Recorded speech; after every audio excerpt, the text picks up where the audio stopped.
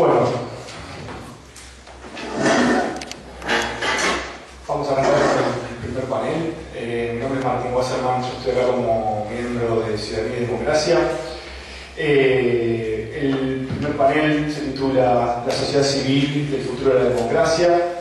Tenemos aquí tres expositores: Graciela Fernández Gide, ex secretaria de la CONADEP; Carlos March, director ejecutivo de Albina; y Bernardo Sorg, a quien ya Gabriel nombró, que es director del Centro Edelstein de Investigaciones Sociales y representante de Plataforma Democrática. La mesa es muy sencilla, vamos a hacer tres intervenciones, una cada uno de aproximadamente hasta 20 minutos de duración, y después yo humildemente voy a tomar las preguntas del público, así podremos tener algún tipo de debate. En este orden, ¿les parece? ¿Empezamos así? Así como estamos. Bueno, entonces le doy la palabra a Graciela Fernández Gide. Muchas gracias a Caral, gracias a la gente del museo, ustedes. Me alegro compartir con todos ustedes esta mesa y poder charlar y hacer escuchado. En realidad, la consideración de la obligación por parte de los Estados de respetar y garantizar los derechos humanos es relativamente moderna en el mundo, como todos ustedes saben.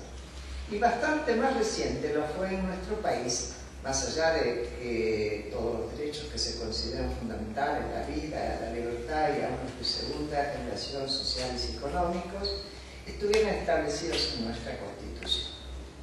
En los 60 y en los 70, la exigencia de respeto a los derechos humanos tuvo escasa o nula popularidad entre quienes se enfrentaban por el poder. Fueran las organizaciones armadas, montoneros, SER, etc., fueran quienes las combatían.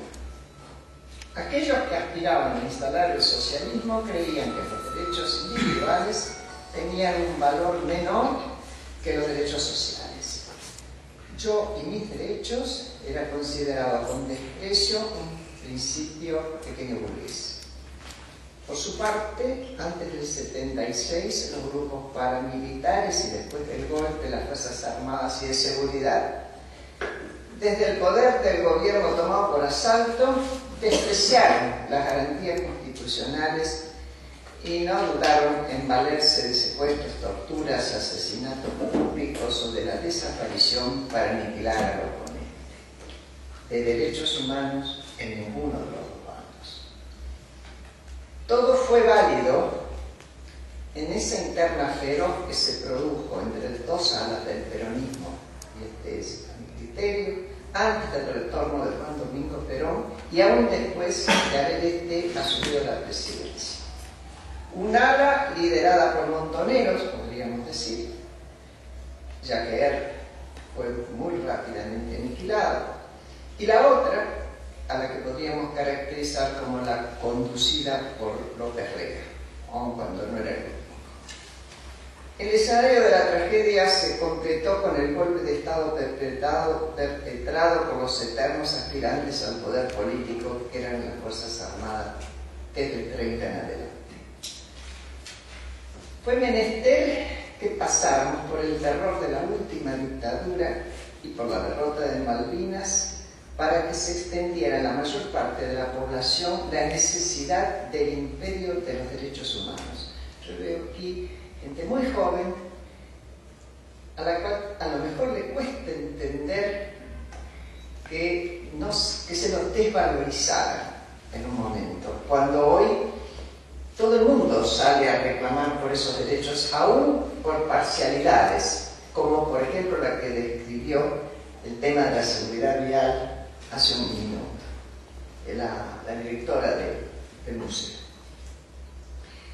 En la Argentina, tradicionalmente, los sectores sin poder desempeñaron un importante papel en la política cada vez que debieron ser historia.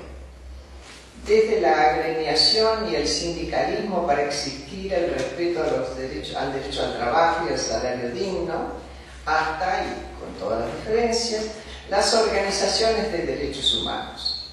Estas no aparecieron por primera vez después del golpe del 76, sino en cada momento en que la disputa por el poder puso en peligro o lesionó los derechos fundamentales, la vida y la libertad de los perseguidos por el Estado.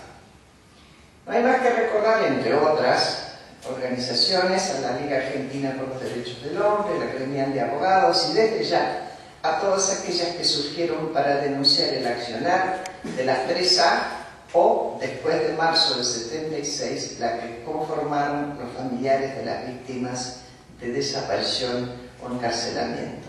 Aclaro para los más jóvenes que las 3A eran la AAA, bandas paramilitares de extrema derecha del propio peronismo que perseguía a la gente de izquierda.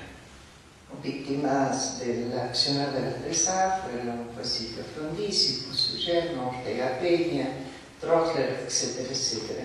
Una cantidad de personas que se oponían a la derechización del orden. Durante la dictadura, estas organizaciones recibieron las denuncias sin prejuicio, sin indagar dónde militaban los desaparecidos, y así para los familiares de las víctimas, los organismos de derechos humanos se transformaron en espacios de contención compasiva, de orientación y de organización de la resistencia. Pero además reservorio de la documentación que, llegada a la democracia, constituyó la base de las pruebas que permitieron enjuiciar al terrorismo de Estado. En la medida en que fue creciendo el espacio de la denuncia, los organismos de derechos humanos asumieron, siempre con mucho y un fuerte apego a la institucionalidad, el rol político de movilizar a la opinión pública con sus reclamos de justicia, jamás de revancha, y de imponer en consecuencia el incómodo tema de los derechos humanos en la agenda de los partidos políticos, que tendían a mirar para otro lado. Por la legitimidad de sus demandas, su coraje y su coherencia, las organizaciones de derechos humanos transformaron su causa en la causa de todos aquellos que aspiraban a la democracia y que por lo tanto las valorizaron como incuestionables. Durante el retiro de las Fuerzas Armadas en 1983, Raúl Alfonsín, candidato radical, el otro candidato era Ítalo Luder, el candidato del Partido Justicialista. Había más, pero esos eran los dos partidos que tenían chances de ganar. Raúl Alfonsín declaró ilegítima la autoamnistía del gobierno de facto. Y haya sido o no esta la propuesta central que definió su elección a la presidencia de la Nación, cuando se emitió ese voto de parte de la mayor parte del pueblo, se estaba abriendo un camino a un proceso que a mi criterio fue bisagra en nuestra historia más reciente. La investigación de la CONADEP y la condena al terrorismo de Estado en el juicio a las juntas restauraron la obligación de los gobiernos de garantizar los derechos personales, condición indispensable para construir una democracia cada vez más sólida. El rechazo general al horror exigía, en consecuencia, que se enfatizara la necesidad de la tolerancia y del diálogo argumentativo en nuestra vida social y política, algo que supone el destierro de la execración del adversario como herramienta de confrontación.